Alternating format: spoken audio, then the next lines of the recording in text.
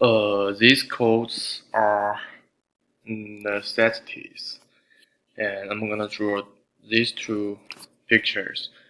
First, here is a little line here, so I'm gonna draw it first. Depth line, test size,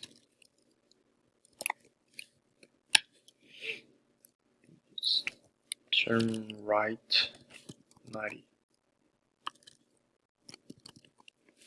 and forward 2, and turn to the right 90. Okay, now I'm gonna draw this big picture. Div arrows, because there are a lot of lines, so I size it into n, and lines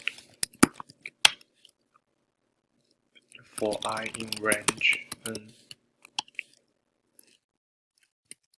forward size, and right 90, and the size is plus equal to 2.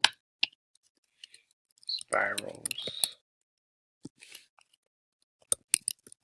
size is 5, and the lines are 98. Save and run it.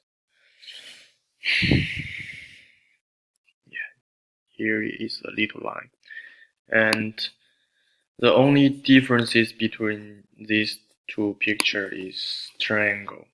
So I change this to 89, 89, 89, and save and run it.